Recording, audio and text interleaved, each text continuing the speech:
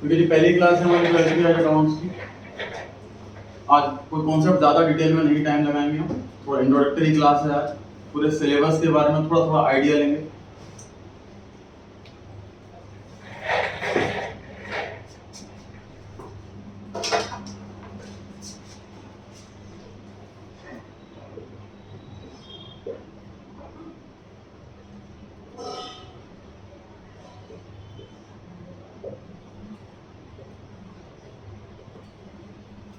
Eleventh class के अगर मैं पूरे कोर्स की बात करूं तो एग्जैक्टली दो काम सीखे हमने। पहला काम, हमने बेसिक अकाउंट्स बनाने सीखे हैं हर एक टाइप ऑफ बिजनेस। मैं बोल रहा हूँ टाइप ऑफ बिजनेस, थोड़ा बिजनेस स्टडीज में पढ़ा होगा आपने। टाइप्स ऑफ बिजनेस, प्रोप्राइटरशिप, इसमें सिंगल ओनर होता, पार्टनरशिप, टू और मोर ओनर्स होते हैं, और कंपनी जो लिमिटेड लायबिलिटी वाली कॉन्सेप्ट होता है। जब आगे चर्चा करेंगे तो डिस्कस करेंगे व्हाट इज लिमिटेड लायबिलिटी। तो जो बेसिक अकाउंट्स हर एक टाइप ऑफ बिजनेस में यूज होंगे वो बेसिक अकाउंट्स हमने सीख लिए। Example journal, example ledger, example trial balance, example BRS, example cash book, example subsidy books.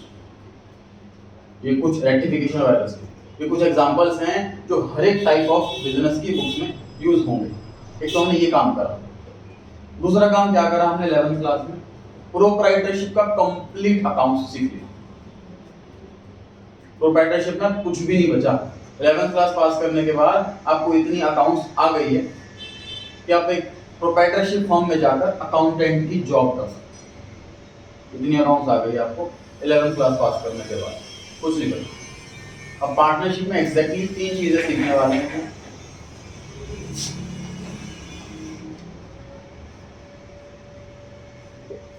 कि ये पार्टनरशिप वाले अपने अकाउंट्स कैसे बनाते हैं। समझ रहे ध्यान से इस बात को। रेंट पे करने की एंट्री हमने क्या सीखी 11th क्लास में, बताइए। Rent account debit to cash account. अगर मैं प्रोप्राइटरशिप फर्म में जॉब कर रहा हूं तो भी मैं यही एंट्री पास करूंगा। अगर मैं पार्टनरशिप फर्म में जॉब कर रहा हूं उसकी कुछ अलग एंट्री थोड़ी ना हो जाएगी, पार्टनर रेंट या टू कैश पार्टनर ऐसा कुछ नाम थोड़ी ना हो जाएगा, तो भी यही एंट्री रहेगी, rent account debit to cash account. अगर मैं कंपनीज में जॉब कर रहा हूं तो भी यही एंट्री रहेगी, rent account debit to cash account. इसलिए जो बेसिक वाला पोर्शन था वो 12th क्लास के कोर्स में नहीं। मतलब सर पार्टनरशिप का अकाउंट्स तो पढ़ रहे हैं हम, लेकिन 100% कंप्लीट अकाउंट्स नहीं है। सिर्फ वही वाला पोर्शन है जो सिर्फ पार्टनरशिप में ही होता हो। एग्जांपल सुने, प्रॉफिट बांट रहे हैं 4 लोगों में, हैंड सैनिटाइज कर लें। प्रॉफिट बांट रहे हैं सपोज हम 4 लोगों के अंदर, तो ये चीज तो सिर्फ पार्टनरशिप में ही होगी, प्रोप्राइटरशिप में नहीं होगी, कंपनी में नहीं होगी। ये चीज पढ़ेंगे पार्टनरशिप में। समझ रहे हैं जी बात को। तो ऐसी चीजें पढ़नी है जो सिर्फ पार्टनरशिप में ही होती हो, बाकी जगह ना होती हो।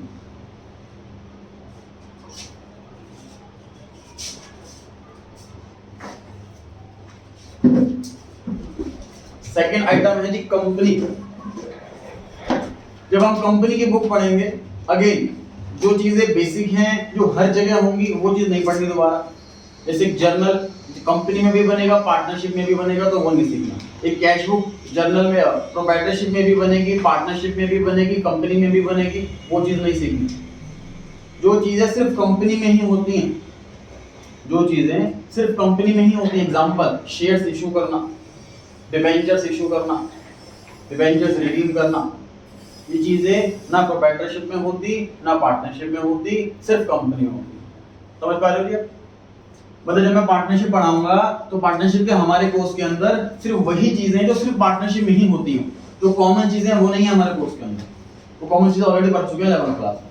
अगेन जब कंपनी पढ़ेंगे तो सिर्फ वही ट्रांजैक्शन, वही कॉन्सेप्ट पढ़ेंगे जो सिर्फ कंपनी में होती हो, जो कॉमन है वो नहीं। And last NPO, not for profit organisation. ऐसी ऑर्गेनाइजेशन जो चैरिटेबल ऑर्गेनाइजेशंस होती हैं, जो प्रॉफिट के लिए काम नहीं करती, इनके कुछ अलग टाइप से अकाउंट्स बनते हैं, वो चीज की। तो 11th क्लास के कोर्स में था जी बेसिक अकाउंट और proprietorship 100% for proprietorship partnership and company. Basic account तो तीनों में काम आनी है। और प्रोप्राइटरशिप 100% 11th का कोर्स था और ये 12th का कोर्स है, पार्टनरशिप, कंपनी और एनपीओ। नोटिंग करें फिर आगे बढ़ते हैं।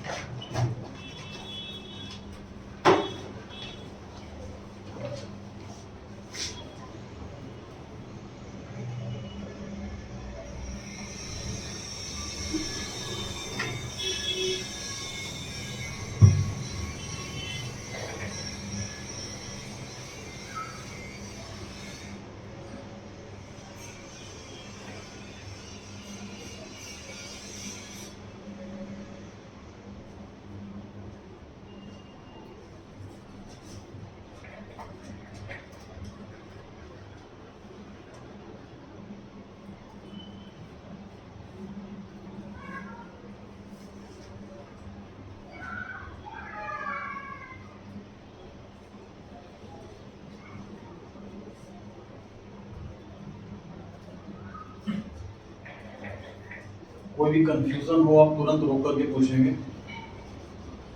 अगर वही समझाना है मेरे को तो मैं वही समझाऊंगा, नहीं तो मैं थोड़ी देर के लिए शायद पोस्टपोन करूंगा। इस डाउट का आंसर आएगा 5-10 मिनट के बाद। 99% केसेस में तो डाउट्स आते नहीं, क्योंकि मुझे आइडिया है कि क्या डाउट्स आ सकता है। 2009 से पढ़ा रहा हूँ, मुझे आइडिया है कि किस स्टूडेंट का क्या डाउट आ सकता है, तो मैं पहले ही वेरीफाई कर देता हूँ। बट फिर भी रह जाए तो जरूर पूछें। एक्टिवनेस रहती है क्लास के अंदर आपकी भी, टीचर को भी अच्छा लगता है स्टूडेंट इंटरेस्ट ले रहा है। नोट कर लिया जी सभी ने?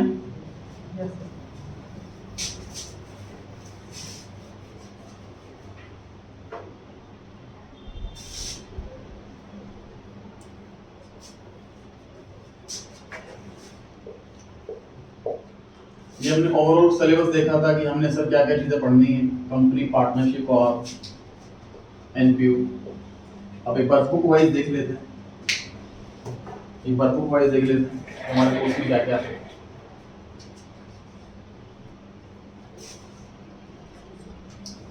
एनपीओ और पार्टनरशिप, ये हमारी बुक 1 के अंदर है। चैप्टर नंबर 1 एनपीओ है और चैप्टर नंबर 2 से लेके 8 तक ये पार्टनरशिप है। इसकी वेटेज है 10 मार्क्स एग्जैक्ट, किसी ने बता रखा, अंदाजे से नहीं।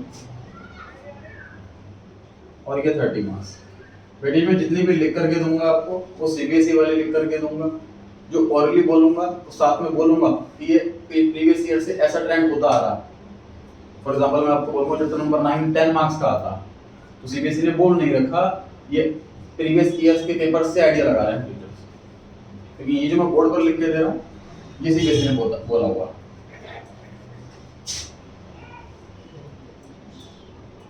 कंपनी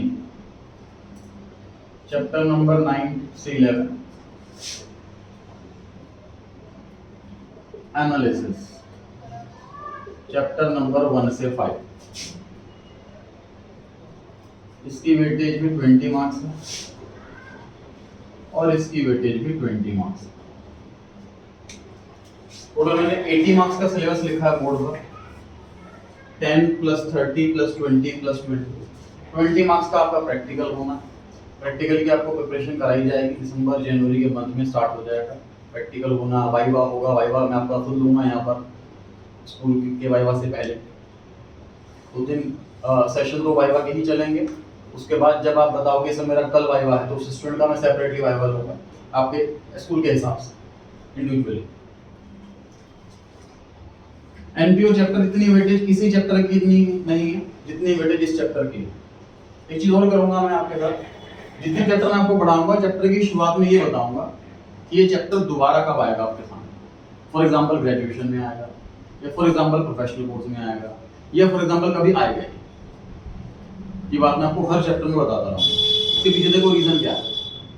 तो जो चैप्टर पेपर क्या होता है, चैप्टर कंप्लीट करने के बाद ना हमें कमांड नहीं आता, ये मतलब अबव एवरेज बच्चों के साथ भी होता है ऐसा, तो पूरा सिलेबस करने के बाद कभी ऐसा होता है इस टॉपिक पे इतनी अच्छी कमांड नहीं आ पा रही या वीक लग रहा है, तो तो समझ में नहीं आता इतना टाइम दें या छोड़ दें इसको, इस चैप्टर के चक्कर में बाकी सिलेबस छूट रहा है या बाकी सब टेस्ट छूट रहे हैं। तो ऐसे में होना क्या चाहिए कि जो चैप्टर आपको लग रहा है कि मैंने बताया हुआ है कि दोबारा कभी नहीं आना, उस चैप्टर को आप स्किप कर सकते। लेकिन जो मैंने आपको बताया कि ग्रेजुएशन में दोबारा आएगा, तो वो चैप्टर आपको माइंड में फिट करवा मैंने आज छोड़ दिया है, तो अब यही चैप्टर थोड़े सीनियर लेवल पर, थोड़ा हायर लेवल पर आएगा आगे जाके दोबारा, इसलिए चैप्टर को नहीं छोड़ सकते। समझ पा रहे हो? जैसे चैप्टर की बात करूँ मैं, एनपीओ, ये चैप्टर ग्रेजुएशन फर्स्ट ईयर में दोबारा आएगा, आपका 15 मार्क्स का क्वेश्चन आता है, कन्फर्म्ड आता है, हर साल आता है, तो उससे आइडिया लग जाएगा। तो 15 मार्क्स ग्रेजुएशन में आएगा, अगर मैंने 12th में छोड़ी तो ग्रेजुएशन में दिक्कत आएगी, ये तो करना ही पक्का। समझ पा रहे हैं? बुक 1 के अंदर पार्टनरशिप और बुक 1 के अंदर एनपीओ, दोनों चीजें एक ही बुक के अंदर रखी हुई है, क्योंकि एक चैप्टर के लिए सेपरेट बुक बनाने का कोई कॉन्सेप्ट नहीं बना, इसे इन दो चीजों को मर्ज कर रखा है। 4 साल पहले तक क्या होता था, ये एनपीओ चैप्टर 11th के कोर्स में होता था, क्योंकि 11th का तो एडमिशन भी लेट होते हैं, जून जुलाई के आसपास स्टार्ट होता है, सिलेबस थोड़ा बर्डन ज्यादा था 11th क्लास में, इसलिए इसको 12th क्लास में शिफ्ट कर दिया। तो पार्टनरशिप के साथ मर्ज होकर के आता है। बाकी पार्टनरशिप का इसका कोई लिंक नहीं है, ठीक? ये 10 मार्क्स की वेटेज है इसकी। पार्टनरशिप चैप्टर नंबर 2 से लेके चैप्टर नंबर 8 तक ये सिलेबस है, और 30 मार्क्स की इसकी वेटेज। इंडिविजुअली चैप्टर की वेटेज नहीं बता रखी सीबीएसई ने। बाकी चैप्टर जब मैं स्टार्ट करूंगा तो प्रीवियस ईयर के बेस पर उस आइडिया से मैं आपको बताऊंगा कि चैप्टर इतने मार्क्स का एग्जाम में आया था। आप इस सबको बताइए कि 20 मार्क्स के हमारे 1 मार्क के क्वेश्चन आने शुरू हो गए हैं, एमसीक्यू, ट्रू फॉल्स, नोट्स के अंदर वो भी सारे वो भी कराए जाएंगे। बुक 2 ये भी मार्केट में अवेलेबल नहीं है, हम लोगों को नहीं मिली हुई, ये वाली भी मार्केट में अवेलेबल नहीं है, थोड़ा लेट होती है। चैप्टर नंबर 9, 10 और 11 तीन चैप्टर्स हैं जिसके अंदर 20 मार्क्स की इसकी weightage. Book number 3 analysis of financial statements, ये वाली बुक आप लोगों को मिल चुकी है, मार्केट में अवेलेबल है। यहाँ से फ्रेश स्टार्ट कर रखा है, जैसे यहाँ पे सीक्वेंस रखा हुआ है 1 से 8 तक, फिर यहाँ पे 9 से लेके 11 तक, यहाँ पे फ्रेश स्टार्ट है 1 to 5। ये दोनों ही बुक कंपनी अकाउंट से रिलेटेड है, ये दोनों ही बुक कंपनी अकाउंट से रिलेटेड है। ये बेसिक लेवल है कि थोड़ा सीनियर लेवल को नाम है ना एनालिसिस। एनालिसिस का मतलब क्या होता है, पढ़ा हुआ आपने वर्ड, डिटेल्ड एनालिसिस, मतलब कि डिटेल में पढ़ना, रीड करना डिटेल में, कुछ कंक्लूजन निकालना, कोई इंफॉर्मेशन निकालना काम की, उसे कहते हैं एनालिसिस। तो कंपनी अकाउंट्स का एक मतलब बेसिक लेवल हो गया, थोड़ा सीनियर लेवल हो गया। हम अभी जो स्टार्ट करेंगे वो स्टार्ट करेंगे बुक 1 पार्टनरशिप चैप्टर नंबर 2 से लेके 8 तक सारे फिनिश करेंगे चैप्टर। उसके बाद इस चैप्टर पर आएंगे एनपीओ, ये हमारी बुक 1 खत्म हो जाएगी। उसके बाद फिर बुक 2 स्टार्ट करेंगे, उसके बाद फिर बुक 3 स्टार्ट करेंगे।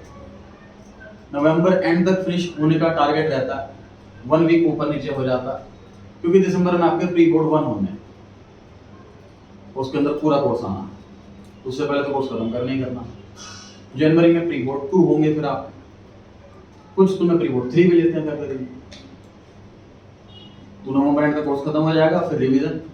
आपको जो बुक दी गई है उसके अंदर इन तीनों ही बुक्स के नोट्स हैं, हर एक टॉपिक के बाद होमवर्क लिखा हुआ है, वो होमवर्क जो है वो टीएस ग्रेवाल की बुक से, इलस्ट्रेशन भी और एक्सरसाइज भी। जो क्वेश्चन नंबर है वो जो लेटेस्ट पैटर्न है, लेटेस्ट जो बुक आई हुई है उसके हिसाब से है।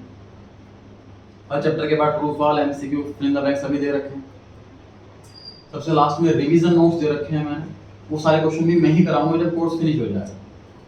नवंबर में जब कोर्स फिनिश हो जाएगा तो रिवीजन 1, रिवीजन 2, रिवीजन 3, ये तीनों ही नोट्स मैं कराऊंगा आपको क्लास में। ये नोट कर लीजिए, फिर आगे बढ़ते हैं।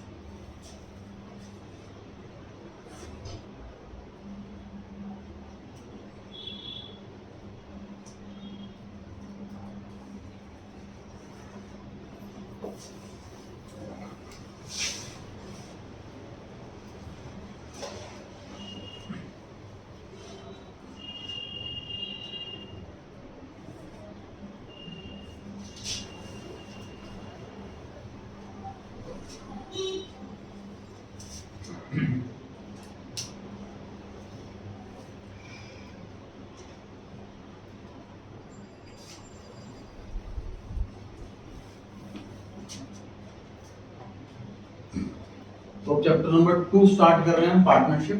चैप्टर नंबर 2 से लेके चैप्टर नंबर 8, ये टोटल 7 चैप्टर्स हैं जो सातों पार्टनरशिप फॉर्म के हैं। टोटल वेटेज इनकी 30 मार्क्स की। तो जब भी पार्टनरशिप में पढ़े जी हम, तो ये माइंड में लेकर के चले, पार्टनरशिप फॉर्म है जिसमें 4-5 पार्टनर्स, ओनर्स हैं, हमारे बॉस हैं, और उसके अंदर हम अकाउंटेंट की जॉब कर रहे हैं। यही माइंड में इमेजिनेशन करते हुए हमें कोई भी टॉपिक पढ़ना। फिलहाल जो थ्योरी पढ़ाने वाला हूँ मैं, 12th क्लास में देखो बहुत अच्छी चीज़ है। 11th क्लास में जो अकाउंट्स की थ्योरी थी वो बहुत बोरिंग लगती है स्टूडेंट्स को। 4-5 चैप्टर तो ऐसे हैं जो प्योर थ्योरी हैं, लंबे लंबे आंसर याद करने पड़ते हैं, बड़ी दिक्कत रहती है। 12th क्लास में भी थ्योरी है बट वो बहुत लिमिटेड है और 1 और 2 मार्क्स वाली है बस।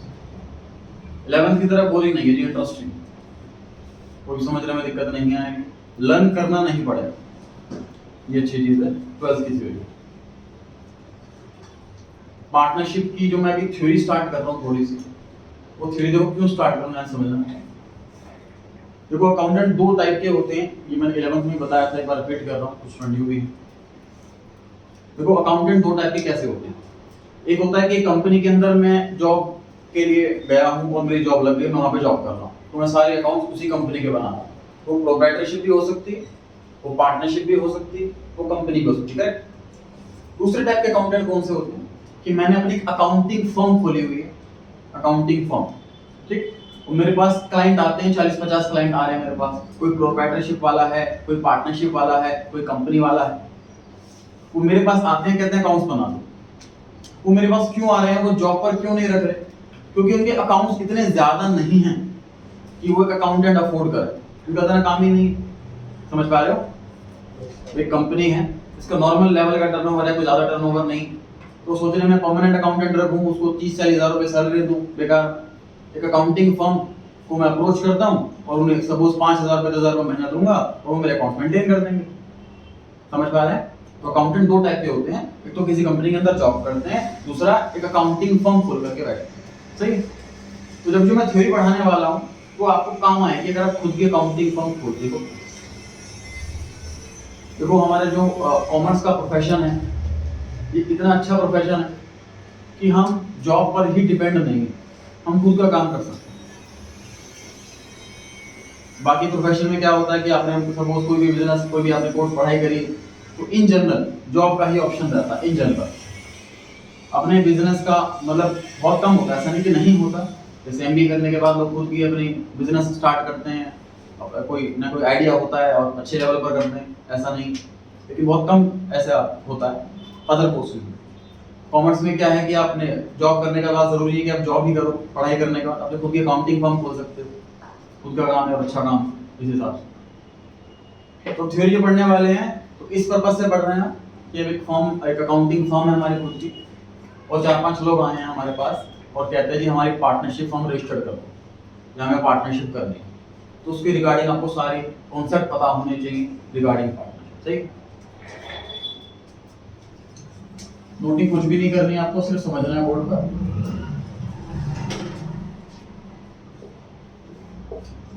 Partnership is the relation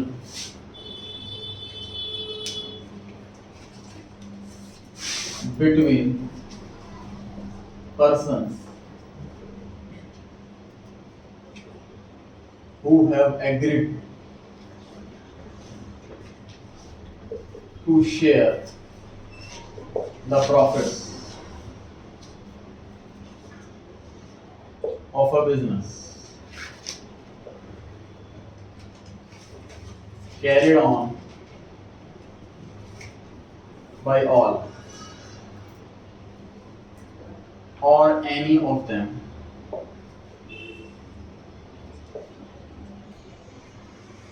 acting for all.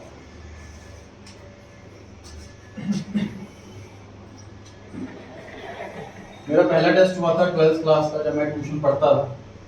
50 में से मेरे 49 मार्क्स आए थे, एक नंबर कटा था इसी डेफिनेशन। मुझे डेफिनेशन एग्जैक्ट लर्न नहीं थी, 2-3 वर्ड्स मैंने ऊपर नीचे कर दिए और तब से लेके मतलब डेफिनेशन बहुत अच्छे से लर्न कर ली मैंने। आपको बहुत आसानी से लर्न हो जाएगी। Section 4 of the partnership act, उसमें डेफिनेशन दी हुई है। डेफिनेशन बहुत अच्छी बना रखी है जिस भी पर्सन ने बनाई। पार्टनरशिप का एक एक कैरेक्टरिस्टिक कवर है पार्टनरशिप के डेफिनेशन के अंदर। देखिए वर्ड की बहुत रेलेवेंस है, समझने की कोशिश करते हैं। ये हम अगेन बता रहा हूँ क्यों पढ़ रहे हैं हम ये डेफिनेशन, इसलिए पढ़ रहे हैं सर हम अकाउंटिंग फर्म खोल करके बैठे हैं, 4-5 लोग हमारे पास आए हैं, यदि पार्टनरशिप फर्म बनानी है हमें तो हमें पता होना चाहिए इसके रिगार्डिंग क्या रूल्स है, कौन पार्टनर बन सकता है, कौन पार्टनर नहीं बन सकता। Partnership is the relation between persons who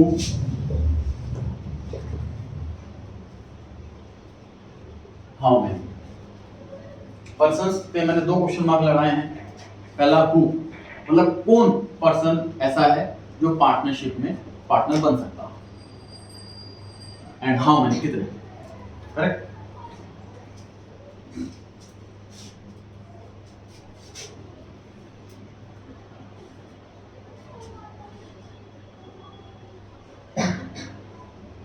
sound mind, not minor, not disqualified by law।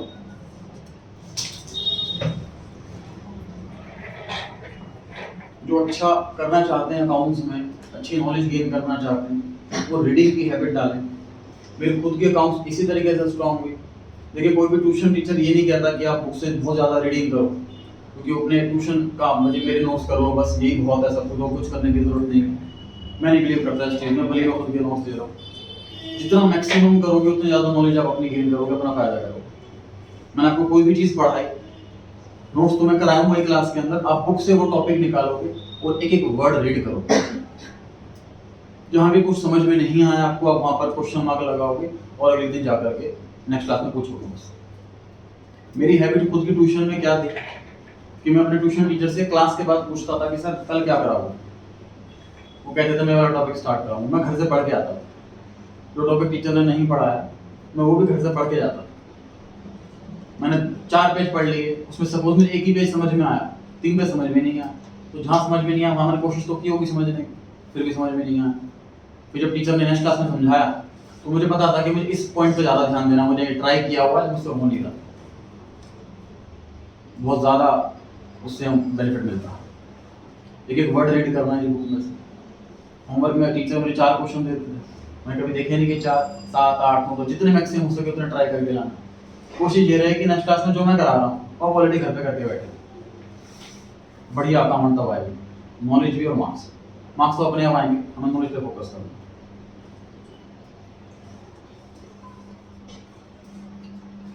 Partnership is the relation between person who, कौन पर्सन, 3 लोगों को अलाउ कर रखा है कि सिर्फ ये 3 लोग ही पर्सन कहलाएंगे।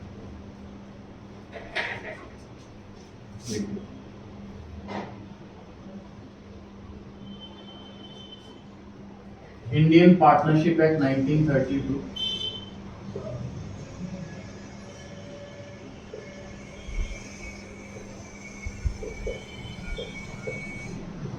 थोड़ा सा मैं आपको लॉ की तरफ लेके जा रहा हूं। एक इंडियन कॉन्ट्रैक्ट एक्ट 1881, ये हमारे इंडिया में एप्लीकेबल है। अकाउंट्स के सिलेबस का पार्ट नहीं है, लॉ के सिलेबस का पार्ट है। ग्रेजुएशन फर्स्ट ईयर में एक सब्जेक्ट आता है बिजनेस लॉ, उसमें पढ़ेंगे आप ये लोग इंडियन कॉन्ट्रैक्ट एक्ट। कॉन्ट्रैक्ट करना मतलब एग्रीमेंट करना आपस में। एग्रीमेंट करने के लिए इस लॉ के अंदर सिर्फ 3 लोगों को बोला हुआ है कि सिर्फ ये 3 टाइप के लोग ही एलिजिबल हैं एग्रीमेंट करने के, कॉन्ट्रैक्ट करने के। इन 3 के अलावा कोई भी पर्सन कोई एग्रीमेंट, कोई कॉन्ट्रैक्ट नहीं कर सकता। I repeat, as per Indian contract act 1881 सिर्फ 3 ही पर्सन एलिजिबल हैं कि वो कोई भी कॉन्ट्रैक्ट, कोई भी एग्रीमेंट कर सकते हैं। इन तीन के अलावा कोई भी चौथा पर्सन कोई कॉन्ट्रैक्ट कोई एग्रीमेंट नहीं कर सकता। क्लियर?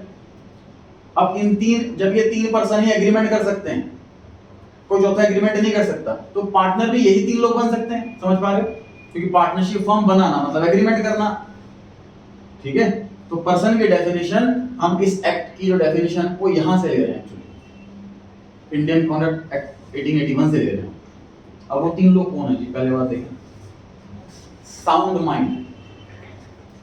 साउंड माइंड, जिसका माइंड ठीक ठाक काम कर रहा। इसका अपोजिट क्या हुआ? अनसाउंड माइंड, जिसका माइंड ठीक ठाक काम नहीं कर रहा। तो एलिजिबिलिटी क्या रखी हुई है? जिसका दिमाग खराब ना हो। पहला एग्जाम, जो पागल ना हो। हमने मूवीज वगैरह में काफी देखा कि किसी ने किसी का मर्डर कर दिया तो उसको पता है मुझे फांसी हो जाएगी, उसका वकील क्या करता है? ये प्रूव कर देता है कि वो अनसाउंड माइंड है, वो पागलों वाली हरकतें करता है जज के सामने, और उसका वकील उसको प्रूव कर देता है कि ये पागल है, इसने पागलपन में मर्डर कर दिया, इसको पता भी नहीं कुछ क्या होगा। तो कोर्ट फिर उसको फांसी की सजा नहीं देता, इसको पागल खाने में भेजता है कि इसको पहले ठीक करो, उसके बाद इसके आगे कार्रवाई करें। ऐसा ही होता है। तो साउंड माइंड होना चाहिए, अनसाउंड माइंड ना हो। सर एग्जांपल एक ही अनसाउंड माइंड का नहीं, बहुत एग्जांपल है। दूसरा एग्जांपल है ड्रंक। अगर किसी पर्सन ने ड्रिंक कर रखी है तो वो अपने होश आवाज में नहीं, उस टाइम कोई एग्रीमेंट नहीं किया जा सकता उसके साथ। तभी कैसे पता लगेगा उस टाइम ड्रिंक कर रखी थी कि नहीं कर रखी थी? तो देखिए जी, साबित करना हमारा काम नहीं, जो कोर्ट में साबित हो जाए वही सच। मतलब तो मान लीजिए मैंने किसी के साथ एग्रीमेंट कर लिया और बाद में मुझे लग रहा है कि मुझे तो बड़ा लॉस हो गया, मुझे नहीं करना चाहिए था, तो मैं क्या करूंगा? कोर्ट में ये प्रूव कर दूंगा कि उस टाइम मैंने ड्रिंक कर रखी थी जी, मैं अपने होशोबाज में नहीं था, तो एग्रीमेंट माना नहीं जाएगा। अगर मैंने कोर्ट में बात प्रूव कर दी, एग्रीमेंट खत्म हो गया। समझ आ रही है बात? तो पहली एलिजिबिलिटी है पर्सन होने के लिए कि वो पर्सन साउंड माइंड का होना चाहिए, अनसाउंड माइंड नहीं होना चाहिए। क्लियर हो गई जी बात? अनसाउंड माइंड नहीं होना चाहिए। Example, not minor. जब तक पर्सन का 18th बर्थडे नहीं आता, बिलो 18 है कोई पर्सन, तो वो माइनर। कोर्ट की नजरों में कि वो बच्चा है, उसे ना समझ है, उसे सही गलत की समझ नहीं है। अगर उसके साथ एग्रीमेंट करा जाता है तो उसको बेवकूफ बनाया जा सकता है, इसलिए उसको मना कर रखा कि कोई एग्रीमेंट आप नहीं करो। इसके कुछ एक्सेप्शन है। एक्सेप्शन सुनिए क्या? कोई ऐसा एग्रीमेंट है इसमें हर एंगल से प्रॉफिट ही प्रॉफिट होना, उस माइनर को कहीं से कहीं तक लॉस नहीं हो। I repeat, in general court ने बोला हुआ है कि एक माइनर है, बच्चा है, इसके साथ कोई भी एग्रीमेंट करना अलाउड नहीं। लेकिन इसकी कुछ एक्सेप्शन है। क्या एक्सेप्शन है? कि अगर कोई ऐसा एग्रीमेंट है जिसमें सारा का सारा बेनिफिट ही है माइनर को, कहीं से कोई लॉस नहीं है, तो वो अलाउड। आप सभी माइनर हैं तो आप सब एग्रीमेंट कर सकते हैं किसी के साथ, कोई कुछ नहीं कर सकता। फॉर एग्जांपल, आपने किसी से कार उधार में ले ली और कार का एक्सीडेंट कर दिया, कार टूट फूट गई, वो आपसे 1 रुपया नहीं मांग सकता। लेकिन वो कोर्ट में जाकर कहता है जी मैंने इसको उधार में कार दी थी और अभी पैसे नहीं दे रहा, इसने कार तोड़ दी, तो कोर्ट उसी को डांटेगा कि माइनर के हाथ में तूने कार कैसे दी। समझ पा रहे हैं? तो माइनर के साथ पूरी छूट है, वो नासमझ है, वो गलती कर सकता है, इसलिए उसे एग्रीमेंट करना अलाउड नहीं। तो हम क्या कर रहे हैं जी? हम ये देख रहे हैं कि मैं अकाउंटेंट हूँ, मेरे पास 4-5 क्लाइंट आए हैं जी कि हमें पार्टनरशिप बनानी है जी। तो मुझे इसमें लगता है कि आपकी एज कितनी है? वो कहता है जी 17 साल है, आप पार्टनर नहीं बन सकते, लोन बना। ठीक है, तो एलिजिबिलिटी पता होनी चाहिए जो लोग पार्टनर बनने के लिए आए हैं कि आप पार्टनर बन सकते हो, आप पार्टनर नहीं बन सकते। सही। तीसरा, नॉट डिस्क्वालीफाइड बाय लॉ। इसमें बड़ी लंबी लिस्ट है लोगों की। उन लंबी लिस्ट में काफी सारे लोगों को लॉ ने मना कर रखा है कि तुम तो एग्रीमेंट कर ही नहीं सकते, तुम तो कॉन्ट्रैक्ट कर ही नहीं सकते। वो लिस्ट हमारे कोर्स के अंदर नहीं, वो लॉ सब्जेक्ट के अंदर है। आपको 2 एग्जांपल बताऊंगा, आपको समझ में आ जाएगा। एग्जांपल दे रहा हूं जी, पहला कन्विक्ट, कैदी। मान लीजिए किसी पर्सन को 3 महीने के लिए जेल हो गई, किसी भी सजा, किसी भी जुर्म की वजह से उसको सजा जेल हो गई 3 महीने। तो उन 3 महीनों के पीरियड में वो कोई भी एग्रीमेंट, कोई भी कॉन्ट्रैक्ट नहीं कर सकता। तो हमारे पास 4 लोग आकर के कहते हैं कि जी हम 4 लोग हैं, 5वां हमारा फ्रेंड है, फिलहाल उसको जेल हो गई है, तो हम 5 पार्टनरशिप बनाना चाहते हैं। तो आप कहोगे पहले इसको जेल से छूटने दो, तभी वो पार्टनर बन सकता, जेल में वो है तो भी नहीं बन सकता। ठीक? दूसरा एग्जांपल इंसॉल्वेंट, ये वर्ड पढ़ा है मैंने 11th क्लास में। जो पर्सन इंसॉल्वेंट हो जाता है, दिवालिया हो जाता है, उससे ये सारे अधिकार छीन लिए जाते हैं कि वो कोई भी एग्रीमेंट नहीं कर सकता जब तक वो अपने पुराने लोन चुका ना दे, तो वो भी पर्सन कॉन्ट्रैक्ट नहीं कर सकता। ऐसे बहुत लंबी लिस्ट है, मैंने 2 ही एग्जांपल दिए हैं, वो लिस्ट हमारे कोर्स के अंदर नहीं। क्लियर हो गई जी बात? तो आप जितने भी लोग आपके पास आएंगे सर पार्टनरशिप एग्रीमेंट बना दो, आप उन सभी लोगों में ये 3 चीज चेक कर लें, तीनों पॉइंट ऑफ व्यू से एलिजिबल हैं तो पार्टनर बन सकते हैं। क्लियर हो गई बात? क्लियर हो गई बात? अगला पॉइंट है कि हाउ मेनी, कितने पार्टनर बन सकते हैं? सर 1 पर्सन पार्टनरशिप पॉसिबल है या नहीं पॉसिबल? वो तो प्रोप्राइटरशिप हो गई, तो मिनिमम 2, मोर देन 1 बिल्कुल सही है। 2 और मोर ऐसे लिख दूं, 2 और मोर, मिनिमम 2 तो होंगे ही होंगे, क्योंकि 2 से कम होंगे तो प्रोप्राइटरशिप बन गई। मतलब कोई पर्सन आके कहना चाहे कि जो मुझे तो पार्टनरशिप करनी है, मैं अकेले काम करूंगा, तो हम कहेंगे प्रोप्राइटरशिप है भाई, पार्टनरशिप नहीं बन सकता। सही है? इस मोर को डिफाइन करते हैं। एक पर्सन कहता है सर मेरे तो 200 फ्रेंड्स हैं, हम 200 लोग मिलकर पार्टनरशिप करना चाहते हैं, बताओ जी कर सकते हैं कि नहीं कर सकते, और क्या रूल क्या होने चाहिए, तो एग्जैक्ट पता होना चाहिए। तो यहाँ पर मोर का मतलब है 50, यहाँ पर मोर का मतलब है 50। एट प्रेजेंट इंडिया में मैक्सिमम पार्टनर 50 हो सकते हैं, मैक्सिमम पार्टनर 50 हो सकते हैं। अभी जो लॉ है ये चेंज भी हो सकता है नेक्स्ट ईयर 100 हो जाए या नेक्स्ट ईयर 40 हो जाए, अभी हमें 50 याद करना। तो कहता है जी कोई हमारे साथ 60 हम फ्रेंड्स हैं और हम पार्टनरशिप करना चाहते हैं, तो मैं बताना जी मैक्सिमम 50 हो सकते हैं, आप चूज कर लो किन 10 को छोड़ना। ये 50 लोगों की फर्म है, वो कहता है जी हम इसको भी अब पार्टनर बनाना चाहते हैं, पुरानी फर्म है हमारी, इस नए पर्सन को पार्टनर बनाना चाहते हैं, क्या बना जाए, तो मना कर देंगे जी नहीं हो पाएगा। सही? या 2 लोग हैं पार्टनरशिप हम चला रहे हैं, पुरानी फर्म है, और 2 में से एक कहता है जी मुझे फर्म छोड़नी है, और ये अपना दूसरा वाला अपनी पार्टनरशिप फर्म कंटिन्यू करना चाहता है, तो उसको भी मना करना पड़ेगा क्योंकि एक ही रह जाएगा वो। समझ पा रहे हो? मतलब पार्टनरशिप फर्म में चाहे कुछ भी हो जाए, मिनिमम 2 रहने चाहिए और मैक्सिमम 50। समझ में आ गई बात? समझ में आ गई बात?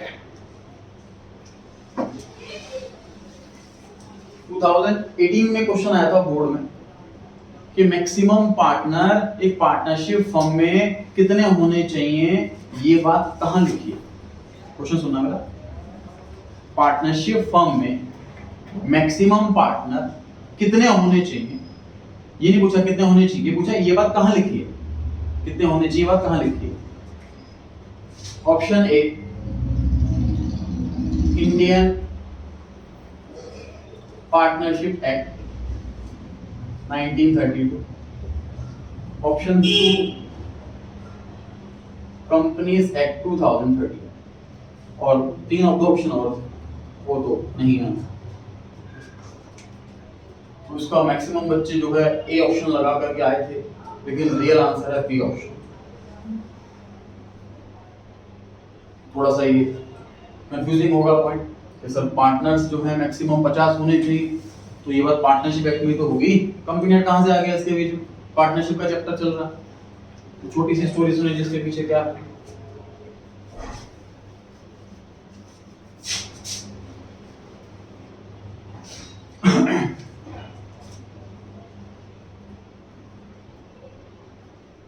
Indian partnership act 1932, companies act 2013, इस ईयर में ये लॉ बना था, ये ईयर इसलिए लिखा जाता। आप देख पा रहे हो कि पार्टनरशिप वाले में कौन सा ईयर लिखा हुआ 1932, कितना पुराना, कौन सा ईयर है, और कंपनी एक्ट वाले में कौन सा ईयर लिखा हुआ 2013। तो कितना पुराना लॉ पढ़ रहे हैं, मतलब 1932 के बाद से लेकर के अब तक इन्होंने नया लॉ लाया है नहीं। इंडिया में कितने चेंजेस आ गए, कितनी इकोनॉमी में चेंजेस आ गए, समझ पा रहे हो? कंपनी में लेकिन ज्यादा पुराना नहीं, समझ पा रहे हो? तो उसके पीछे रीजन है, ध्यान से देखो। मान लीजिए आपके पास 50 पेंडिंग काम है, टॉप प्रायोरिटी पे वही पेंडिंग काम कंप्लीट करोगे जो ज़्यादा इंपॉर्टेंट होगा। कुछ ऐसे पेंडिंग काम भी आपके होंगे जो बहुत दिन से पेंडिंग पड़े हैं लेकिन इंपॉर्टेंट है नहीं, से छूटा जा रहा। लॉ के साथ भी ऐसे ही होता है। जो कानूनी की जो काम होता है लॉ में अमेंड करना, अपडेट करना, कि स्लो होता है, सरकारी काम में स्लो होता है। लेकिन जो कंपनी है ना, देखो सिंपल सी बात है, फिर पार्टनरशिप एक मीडियम या स्मॉल लेवल पर ही हो। तो 20 लोग मिलकर पार्टनरशिप कर रहे हैं, 30 लोग मिलकर, तो स्मॉल लेवल पर होगी, मीडियम लेवल पर होगी। कंपनी जो होती है वो मीडियम लेवल पर होती है या फिर हाई स्केल पर होती है। करोड़ों रुपए का टर्नओवर होता है, करोड़ों रुपए की इन्वेस्टमेंट होती है, समझ पा रहे हो? अगर इसमें हमने लॉ में जल्दी अपडेट नहीं लाया तो हमारी इकोनॉमी डाउन जा सकती है, पूरी कंट्री को बहुत लॉस हो सकता है। इसमें अगर हमने अपडेट नहीं करा तो इतना फर्क नहीं पड़ेगा, ठीक है? इसलिए लॉ जो है वो ज्यादा ध्यान देता है इस वाले एक्ट पर, कम ध्यान देता है इस वाले एक्ट, इसलिए इतना पुराना चला आ रहा है और ये बिल्कुल अपडेट होता रहता है टाइम टू टाइम। समझ पा रहे हैं बात को? सर हाँ जी सर, जैसे ये तो 2013 में आया था कि 50 से ज़्यादा नहीं हो सकते पार्टनरशिप में, अगर उसके पहले किसी की ज़्यादा मेंबर्स की पार्टनरशिप हो तो उसका क्या होगा? अच्छा, ये वाला पहले पॉइंट मेड करता हूँ फिर आपका टॉपिक लिखूंगा। तो पार्टनरशिप एंड बहुत पुराना एक्ट है जी, और पुराना अपडेट नहीं करते ये लोग, अपडेट करते रहते हैं। तो जो पार्टनरशिप एक्ट बनाते हैं उन्होंने ही पावर किया, एम्पावर्स कंपनी एक्ट, इन्होंने ही अपना काम, आपने पढ़ा जनरल स्टडीज में डेलीगेशन वर्ड। डेलीगेशन वर्ड क्या होता है कि अपनी पावर अपने किसी जूनियर को दे देना। जैसे मान लीजिए मैं बहुत ज्यादा बिजी हूँ, मैं टाइम नहीं दे पा रहा किसी चीज को, तो मैंने अपना काम किसी और को दे दिया, उसे कहते हैं डेलीगेट करना। तो पार्टनरशिप एक्ट में ही ये एम्पावर किया गया कि मैक्सिमम पार्टनर कितने होंगे, ये कंपनी वाले लोग डिसाइड करें। अपनी पावर पार्टनरशिप एक्ट वालों ने खुद ही ये अपनी पावर कंपनी एक्ट को दी, यहाँ पर अपडेट जल्दी चलता है। समझ में आ गई बात? समझ में आ गई बात? कंपनी एक्ट ने फर्दर ये पावर आगे सेंट्रल गवर्नमेंट को दी। जो मैंने आपको एमसीक्यू क्वेश्चन पूछा था अभी कि एक क्वेश्चन आया हुआ 2018 में कि बताओ मैक्सिमम पार्टनर पार्टनरशिप फॉर्म में जो होते हैं वो कहाँ लिखा है, वो पार्टनरशिप एक्ट में लिखा है या कंपनी एक्ट में लिखा है? तो आंसर कंपनी एक्ट में लिखा है। इसका लॉजिक क्लियर हो गया, क्योंकि पार्टनरशिप एक्ट वालों ने ही पावर दी है कंपनी एक्ट वालों को, क्योंकि यहाँ पे अपडेट जल्दी मिल जाता है। ठीक है, अच्छा स्टोरी कंटिन्यू कर रहा हूँ। अब फर्दर कंपनी एक्ट वालों ने पावर दे दी सेंट्रल। ऐसा होता है कभी कि मम्मी ने काम हमें दिया और हमने काम छोटे भाई को दे दिया, ऐसा हो जाता? क्योंकि समझ लो ऐसा ही होगा, इन्होंने काम इसको दिया, इसने काम इसको दिया। जब कंपनी एक्ट वालों ने सेंट्रल गवर्नमेंट को कहा कि आप डिसाइड करो मैक्सिमम पार्टनर कितने होने चाहिए, जितने भी डिसाइड करो, 100 से ज्यादा मत करना। थोड़ी सी कंफ्यूजन बढ़ेगी यहाँ पर, तो पहले 2 था, फिर 50 आया, 100 आया। कंफ्यूजन होना लेकिन अच्छी बात, अभी थोड़ा एफर्ट लगाओ समझने के लिए। कंपनी एक्ट ने सेंट्रल गवर्नमेंट को पावर दी कि आप डिसाइड कर लो मैक्सिमम पार्टनर कितने होने चाहिए, लेकिन 100 से ज्यादा मत करना। सेंट्रल गवर्नमेंट ने अनाउंस कर दिया 50। ये 10 भी कर सकते थे, ये 2 भी कर सकते थे, ये 40 भी कर सकते थे, ये 90 भी कर सकते थे, ये 100 भी कर सकते थे। उन्होंने 50 करा, तो 50 एट प्रेजेंट इंडिया में एप्लीकेबल।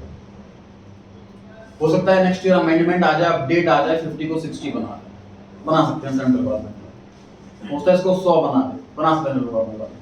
अगर सेंट्रल गवर्नमेंट वाले चाह रहे हैं इसको 115 बना दें, तो इन्हें पहले कंपनी एक्ट से परमिशन लेनी पड़ेगी। उन्होंने छूट दे रखी है अप टू 100, कितने मर्जी रख लो आप, ठीक है? सर हाँ जी, इन्होंने क्या रीजन सोच के 50 बनाना होगा या 80 भी बना सकते थे अपने तो? देखिए ये तो ना जैसे ना पार्टनरशिप में ना क्या होता है, देखो जब झगड़े होते हैं पार्टनरशिप का, देखो बेसिकली मतलब क्या है, देखो लोग पंगा क्यों ले रहा है, सोच के देखो ये चीज, लोग बीच में इंटरफेयर क्यों कर रहा है? लोग इंटरफेयर इसलिए कर रहा है क्योंकि जब पार्टनर्स में झगड़े होते हैं तो वो कोर्ट में जाते हैं। अब कोर्ट में जाते हैं, झगड़े होते हैं, इस पार्टनर ने ये नहीं करा, इसने ये काम करता नहीं है, प्रॉफिट बराबर ले जाता है, इसने पैसा ही नहीं लगाया, ये पैसा निकालता रहता है, इसकी वजह से नुकसान हो गया, हम क्यों भरें? झगड़े होते हैं इस तरीके से। तो उसके बेस पर जो कोर्ट होता है, जो जज होता है, वो डिसाइड करता है, जो लॉ मेकर्स हैं वो डिसाइड करते हैं कि ज्यादा झगड़े ज्यादा लोग रखना सही नहीं। हम लॉ ही ऐसा बना देते हैं कि ज्यादा पार्टनर हो ही नहीं नीचे, तो उनको रीजनेबल लगा 50। कमेटी होती है मेंबर्स की, वोटिंग होती है कि हाँ जी इतने मैक्सिमम पार्टनर करें हम लोग, आप बाकी सब बताइए कितना सही है, तो वोटिंग करते हैं, जो मेजोरिटी का है वो लॉ बन जाता है। सही। अच्छा, तो एक्ट प्रेजेंट 50 है, ये चीज ले लोगे। कंपनी एक्ट 2013 से पहले कंपनी एक्ट था 1956, जो कि हमारे कोर्स के अंदर नहीं है। जो नंबर्स की लिस्ट उसमें दे रखी थी ना, वो लॉ था पहले 20 था, जो आपका क्वेश्चन था। ठीक, कि इस लॉ से पहले मैक्सिमम पार्टनर कितने होते थे, तो उससे पहले कोई और लॉ था। बिना लॉ के तो मतलब समझ लो कंट्री रही नहीं। हमें ऐसा लगा 2013 में कंपनी एक्ट आया नहीं आया, वो तो पहले से था, इसको अपडेट करा गया। जैसे पार्टनरशिप एक्ट 1932 है, मान ली 2021 में इसको अपडेट करके नया ले आया हूं, उसका नाम हो जाएगा इंडियन पार्टनरशिप एक्ट 2021। तो 2021 से पहले की जो फर्में हैं उन पे ये वाला लॉ था उस टाइम। समझ पा रहे हो? तो ऐसा नहीं कि हम क्लियर पढ़ के सोचते हैं कि इसी से पहली बार लॉ बना, इससे पहले भी लॉ था, वो पुराना था। जिस डेट से ये लॉ आया तो अब हर एक फॉर्म पे ये वाला लॉ क्लियर हो गई जी बात? क्लियर हो गई जी बात? चलिए, partnership is the relation between persons. Person पे बहुत तसल्ली से ध्यान लगा दिया हमने कि whom कौन पार्टनर हो सकता है, 3 लोग हो सकते हैं, और हाउ मेनी कितने हो सकते हैं, minimum two maximum 50। who have agreed,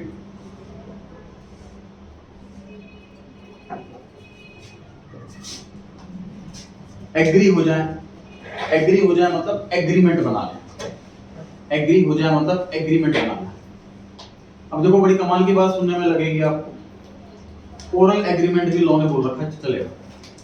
सोच के देखो ओरली एग्रीमेंट कैसे पॉसिबल है सर, एग्रीमेंट बना रहे हैं, क्योंकि एग्रीमेंट वर्ड सुनते ही ना हमारे माइंड में पिक्चर बनती है, एक स्टैम्प पेपर जैसा कुछ होगा, उसमें साइन होते होंगे सारे लोगों के, जैसे मूवीज वगैरह में भी देखते हैं, तो ऐसा कुछ होगा एग्रीमेंट, बिल्कुल ऐसा ही होता है जी एग्रीमेंट।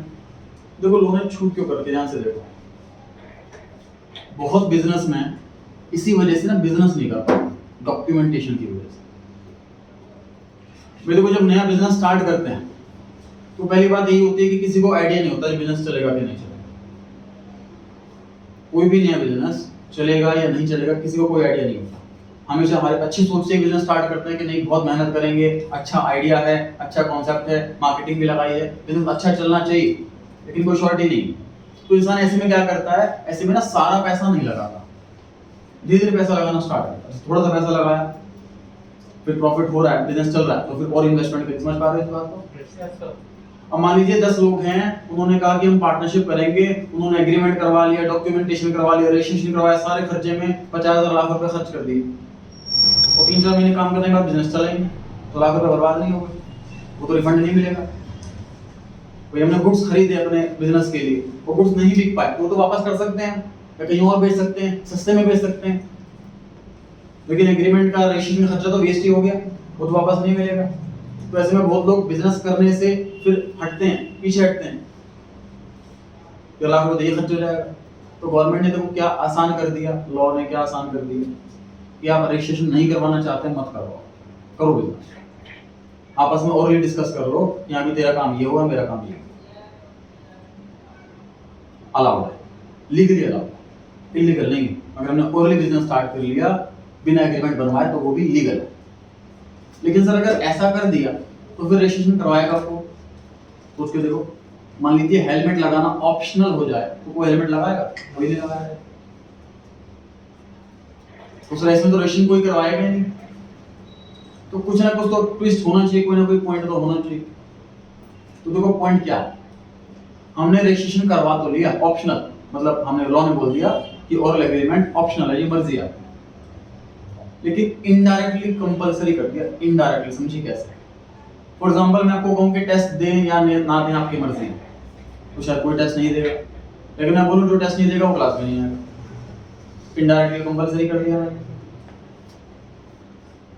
देखो लोगों ने कंपलसरी इनडायरेक्टली कैसे करा? मान लीजिए इनकी पार्टनरशिप फर्म है और रजिस्टर्ड, मैंने इनसे कुछ उधार खरीद लिए और मैं इनके पैसे नहीं दे, तो ये कोर्ट में जाएंगे, मेरे पे केस करेंगे, मुझसे पैसे वसूल कर सकते हैं, बिल्कुल कर सकते हैं। एग्जाम्पल 2, इनकी पार्टनरशिप हम रजिस्टर्ड नहीं, मैं इनके पास गया, इनसे गुड्स खरीदे और मैं इनके पैसे नहीं दे, ये कोर्ट के पास जाएंगे और कोर्ट पैसे नहीं दिलवाएगा, ये पावर छीन, केस करने की पावर छीन। समझ में आया? तो जो फर्म रजिस्टर्ड नहीं है वो किसी पर केस नहीं कर सकते, लेकिन उस पर केस कर सकते हैं। मान लीजिए इन्होंने मेरे से गुड्स ले लिए, पैसे नहीं दे रहे, मैं इन पे केस कर सकता हूँ, ये रजिस्टर्ड है। इन्होंने मुझसे गुड्स लिए और ये पैसे नहीं दे रहे, मैं इन पे केस कर सकता हूँ, ये अनरजिस्टर्ड, नॉट रजिस्टर्ड। मतलब इन पर तो केस हो सकता है, ये खुद केस करना चाहे तो केस नहीं करता जो रजिस्टर्ड है। इनडायरेक्टली कहीं ना कहीं रजिस्ट्रेशन के लिए कंपलसरी कर रखा, ठीक है। अच्छा, अब समझ तो लिया सर, लेकिन थोड़ा सा मीनिंग बताओ, यूजफुल बताओ, प्रैक्टिकल लाइफ में क्या यूज होगा। अब सुनिए ध्यान से, आपके पास जब क्लाइंट आए, तेरी पार्टनरशिप फर्म है हमारी, पार्टनरशिप खोलना चाह रहे हैं, अब क्या करना है जी, आप बताओ, आप सलाह दो। तो आपको क्या सलाह देनी चाहिए? आपको सलाह ये देनी चाहिए, सर ऐसा है, आप काम स्टार्ट कर दो, अभी रजिस्ट्रेशन मत करो, जरूरी नहीं, ठीक। जब 3-4 महीने निकल जाए, आपको लगे ना बिजनेस ठीक ठाक चल रहा है, तब करवा लेना रजिस्ट्रेशन। समझ आ रही है बात? एडवाइस देनी क्लाइंट को कि सर आप बिजनेस स्टार्ट कर दो बिना रजिस्ट्रेशन कराए, वरना रजिस्ट्रेशन के पैसे वेस्ट जाएंगे अगर नहीं चल रहा है बिजनेस। को जब आपको लग रहा है बिजनेस चल रहा है और कंटिन्यू करोगे आप लंबे टाइम, तब करवा लेना रजिस्टर्ड। कोर्ट ने ऐसा तो नहीं बोला हो कि पहले दिन ही करवाना जरूरी है, जो मर्जी करवाओ। समझ आ गई बात? तो ओरल हो या रिटर्न हो, ऑप्शनल है, और ये सजेशन जो देना है वो आपको समझा देगा, सही। तो एग्रीमेंट के साथ हम क्या चीज सीख रहे हैं जी? ओरल और रिटर्न।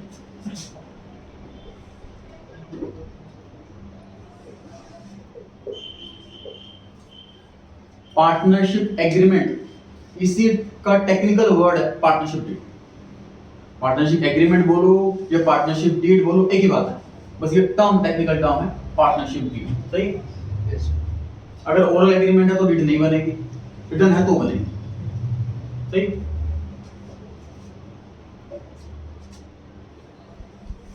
शेयर द प्रॉफिट, ध्यान से देखो क्या कॉन्सेप्ट है, share the profit. Sir profit sharing जरूर होनी चाहिए, समझिए कैसे। मान लीजिए 2 पर्सन हमारे पास आए, आप 3 हमारे पास आए, कि जी हम तीनों को पार्टनरशिप हम करनी है। हमने कैसे सोचा हुआ है कि 50,000 का महीना इसको मिलेंगे, 50,000 का महीना इसको मिलेंगे, बाकी 50 को मिलेंगे। हम इस टाइप से प्रॉफिट बांटेंगे। तो मैंने क्या अप्लाई करना, अकाउंटेंट ने क्या अप्लाई करना कि ये पार्टनरशिप है, नहीं।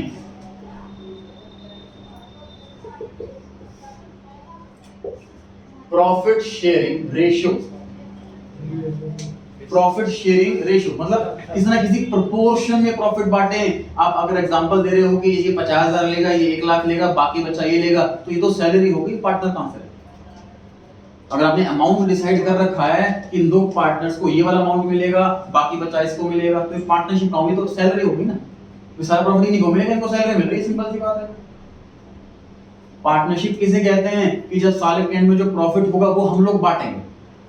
अब जरूरी नहीं है इक्वली बांटें, तो डिपेंड करता है सर हमारे एग्रीमेंट पर। मान लीजिए बात बताइए, फॉर एग्जांपल हम 2 मिलकर पार्टनरशिप कर रहे हैं, भाई मैं थोड़ा सीनियर हूँ, क्वालिफाइड हूँ, आप अभी क्वालिफिकेशन कर रहे हैं, और हम 2 मिलकर पार्टनरशिप कर रहे हैं, तो बराबर प्रॉफिट क्यों रखेंगे? मैं ज्यादा प्रॉफिट रखूंगा क्योंकि मुझे ज्यादा नॉलेज है। समझ पा रहे हैं? तो ये हो सकता है कि पार्टनरशिप इक्वल ना हो, तो आपस में एग्रीमेंट की बात है ना। भाई लॉस में क्यों मना करेगा कि आप इक्वल प्रॉफिट क्यों नहीं बांटते? सर हमारी मर्जी, कम प्रॉफिट लेने वाला एग्री है, ज्यादा प्रॉफिट लेने वाला एग्री है, तो लोगों को क्या दिक्कत? ठीक है, लेकिन प्रॉफिट शेयरिंग रेशियो होनी चाहिए, वरना वो सैलरी होगी ना। अगर अमाउंट डिसाइड कर लिया तो सैलरी होगी। क्लियर हो गई ये बात? तो इस तरीके से आपके क्लाइंट बोले कि सर हम 50,000 ये 1 लाख ये बाकी प्रॉफिट मैं लूंगा, तो आपको बोलना है सर ये तो सैलरी हो गई और आपको पार्टनरशिप करेगी, पार्टनरशिप भी बनी, कोई ना कोई रेशियो होना चाहिए। समझ में आ गई बात?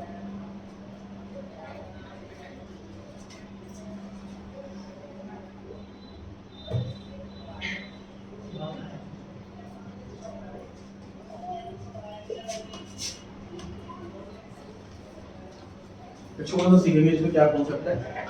प्रॉफिट शेयरिंग रेशियो तो होनी चाहिए, लेकिन लॉस शेयरिंग रेशियो ये होना जरूरी नहीं है। सुनिए कैसे, थोड़ी सी स्टोरी सुनना जी। देखो पार्टनरशिप हो ना प्रैक्टिकल लाइफ में कैसे बनती है। 12th क्लास पास कर लिया आपने, कोई ना कोई कोर्स करोगे 12th के बाद, फॉर एग्जांपल बीकॉम कर रहे हो, बीकॉम में आप कर रहे हो 3 साल तक आपको कोई ना कोई फ्रेंड सर्कल मिलेगा, क्लासमेट्स वगैरह से फ्रेंडशिप होगी। जब आप ग्रेजुएशन कंप्लीट हो गई जब आपकी, तो जिनका मन नहीं होगा जॉब करने का, यार बिजनेस करते हैं हम 3-4 फ्रेंड हैं, आपस में बहुत अच्छी ट्यूनिंग है हमारी, हम खुद का बिजनेस करते हैं 3-4 फ्रेंड मिलकर, ठीक। अब उसमें कई बार क्या होता है कि एक फ्रेंड ऐसा है तो थोड़ा फाइनेंशियली डाउन फैमिली से, उसके घर से प्रेशर आएगा कि यार तू बिजनेस वगैरह मत कर, बिजनेस करेगा पैसा लगाएगा पता नहीं चले ना चले, अभी तेरे को जॉब मिल रही है अच्छी खासी 50,000 महीने की, वो क्यों छोड़ता, समझ पा रहे हो? ऐसा एक प्रेशर आएगा एक पार्टनर के अंदर। तो उस केस में क्या होगा, जो रिमेनिंग पार्टनर्स हैं वो बोलेंगे काम कर, तुझे ऐसा लग रहा है कि लॉस भी हो सकता है तो एक काम कर, हम रिस्क लेते हैं इस चीज का कि लॉस अगर हुआ तो हम दोनों भरेंगे, प्रॉफिट हुआ तो तीनों को बांटेंगे। दोबारा सुनना, 3 पार्टनर्स हैं, 3 पार्टनर में से 2 पार्टनर ने एक पार्टनर को बोला कि लॉस हुआ तो हम दोनों भरेंगे, तू मत भरियो लॉस को, नुकसान तुम मत झेलियो, प्रॉफिट हुआ तो हम तीनों बांटेंगे, ऐसा एग्रीमेंट कर ले। ये भी अलाउड है, मतलब जरूरी नहीं है कि लॉस शेयरिंग रेशियो हो, लोगों ने खुद परमिशन दे रखी है। सोचो ना किसका लॉस है इसमें, फिर लॉस जो लॉ है, जो गवर्नमेंट है, वो वहां ऑब्जेक्शन उठाएगा जहां पे पब्लिक का नुकसान होना है या आपस में बीच में नुकसान कंफ्लिक्ट हो सकता है, कोई झगड़ा हो सकता है, जहां लोग आपस में रेडी हैं तो उसमें लॉ को क्या दिक्कत है, समझ आ गई जी बात? तो जरूरी नहीं है कि लॉस शेयरिंग रेशियो हो, लेकिन ये जरूरी है कि प्रॉफिट शेयरिंग रेशियो।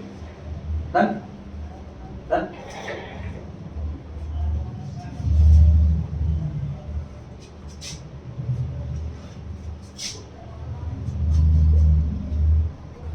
कितना पढ़ लिया जिन्हें, partnership is the relation between persons who have agreed to share the profits of a business. अब बिजनेस क्या है, 3 पॉइंट है इसके अंदर, ये पढ़ेंगे 3 पॉइंट है बिजनेस के अंदर।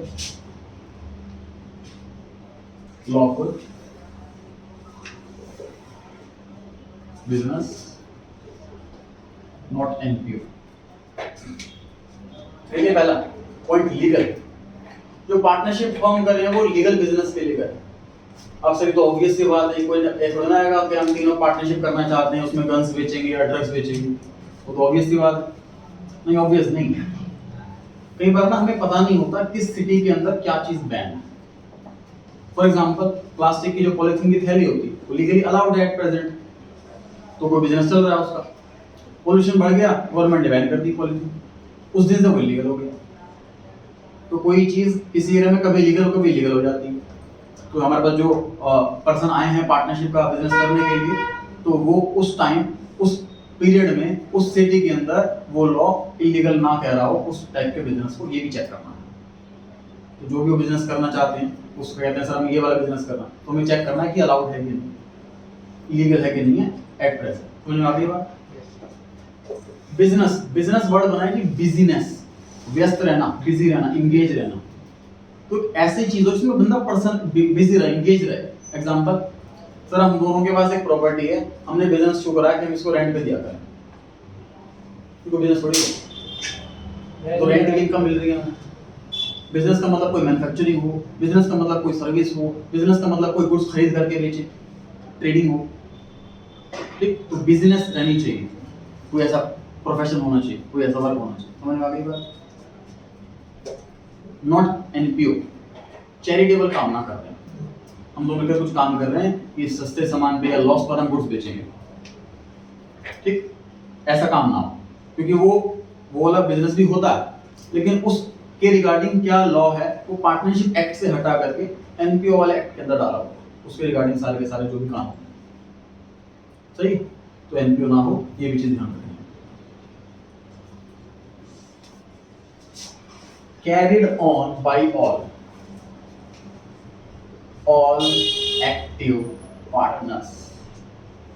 बस 5 मिनट्स में ओवर कर रहे हैं। Carried on by all मतलब जो बिजनेस है वो कैरी कर रहे हैं, वो चला रहे हैं सभी के सभी। क्या होता है, देखिए हम 4 पार्टनर है मान लीजिए, सबने अपना अपना काम बांट लिया, भाई तू मार्केटिंग देख लेगा, तू परचेज देख लेगा, तू फाइनेंस देख लेगा, तू एडमिनिस्ट्रेशन देख लेगा, बिल्कुल कोई दिक्कत नहीं, ऐसा हो सकता। Any of them, some active, some sleeping। ठीक है, मतलब वो देखिए स्लीपिंग पार्टनर क्या कॉन्सेप्ट है। स्लीपिंग पार्टनर उसे कहते हैं जो एक्टिवली इंगेज नहीं रहता पार्टनरशिप के बिजनेस में, जो सिर्फ पैसा लगाता है उसके बाद कोई काम नहीं करता, लेकिन प्रॉफिट में हिस्सेदारी लेगा। एग्जांपल देखिए, अगर मैं एग्जांपल लूंगा कि सर 4 फ्रेंड हैं, चारों ने ग्रेजुएशन कंप्लीट करी और बिजनेस करना चाहते हैं। उन चारों में से एक पार्टनर ऐसा एक फ्रेंड है, वो ये कहता है कि मेरे डैडी का बहुत अच्छा खासा बिजनेस है, तो मुझे कोई नया बिजनेस में वैसे तो इंटरेस्ट है नहीं, लेकिन तुम लोग कर रहे हो तो मैं पैसा लगाने को तैयार हूँ, लेकिन मैं कुछ अमाउंट नहीं दूंगा, मैं टाइम नहीं दूंगा, मैं पैसा लगाता हूँ और तुम्हें जो सही लगे मुझे प्रॉफिट देते हो। तो स्लीपिंग पार्टनर भी हो सकता है, लीगली अलाउड है। तो हमसे जो 4 लोग आ रहे हैं जो कहते हैं कि पार्टनरशिप में रजिस्टर्ड कर दो, उसमें से 4 में से एक बंदा कहता है जी मैं कुछ काम वाम नहीं करूंगा, बस पैसा लगाऊंगा, तो मैं पार्टनर बन सकता हूँ क्या? आप कहोगे हाँ जी बन सकते, अलाउड है। लॉ के अंदर बोला हुआ है कि एनी ऑफ देम, कुछ लोग काम कर रहे हैं तो भी लीगल है, वैलिड है। ठीक, last line, acting for all partners are liable including slipping। थोड़ी अजीब लगेगा सुनने में, ध्यान से देखना। मान लीजिए पार्टनरशिप फॉर्म में मैं एक स्लीपिंग पार्टनर, मतलब मैंने पैसा लगाया और मुझे पता ही नहीं बिजनेस में क्या हो रहा है, सेल हो रही है या क्या हो रहा है। एक दिन घर की डोरबेल बजती है और बाहर बैंक वाले खड़े हुए हैं, वो कहते हैं 20 लाख रुपए निकालो, आपकी फर्म के नाम पर लोन लिया हुआ है, अब तक लोन चुकाए नहीं गए, 20 लाख रुपए निकालो। तो मुझे देने पड़ेंगे कि नहीं देने पड़ेंगे? देने पड़ेंगे। अब कुछ में डाउट आएगा, सर इसको तो पता ही नहीं लोन के बारे में, ये क्यों चुकाएगा? तो एक बात सोच के देखो, प्रॉफिट लेने नहीं आता ये? जब इसको ये नहीं पता गुड्स बिक रहे हैं क्या होता है, तो प्रॉफिट लेने आता, तब तो ये क्वेश्चन नहीं करता कि मुझे तो पता नहीं बिजनेस में क्या होगा। पैसा लगा रहे हो आप, रिस्क भी ले रहे हो, ठीक है? तो एक्टिंग फॉर का मतलब देखो क्या हुआ, एक्टिंग फॉर मतलब क्या होगा कि कुछ काम कर रहे हैं लेकिन सभी के बिहाफ पर काम कर रहे हैं, ऐसा प्रिज्यूम किया जाएगा। अगर 10 पार्टनर हैं, एक पार्टनर ने लोन लिया फर्म के बिहाफ पर, तो 10 के 10 की जिम्मेदारी है उस लोन को चुकाने की। स्लीपिंग पार्टनर की भी जिम्मेदारी है उस लोन को चुकाने की। बैंक किसी से भी मांग सकता है पैसा, स्लीपिंग पार्टनर से मांग सकता है, एक्टिव पार्टनर से मांग सकता है, फिर वो आपस में लड़ेंगे कि कौन पैसे बराबर देगा कौन पैसे नहीं देगा। उससे भी पार्टनर भी बराबर लायबल है। सही? डेफिनेशन कवर है जी हमारी। Partnership is the relation between persons. Person के अंदर क्या क्या है, ये आपके नोट्स के अंदर पेज नंबर 16 होगा। नोट्स के अंदर पेज नंबर 16 शाम का तो मैं फिल्टर नहीं कर रखा था, उसके आगे आप नोट कर सकते हैं इसको। अब क्या होगा, पेज नंबर 16 में डेफिनेशन लिखी हुई है मैंने, इसी तरीके से लिख रखी है, उसी के आगे जो खाली स्पेस है वहां पे नोट कर लीजिए। पेज 16 पे जो खाली स्पेस है वहीं पर नोट कर लीजिए।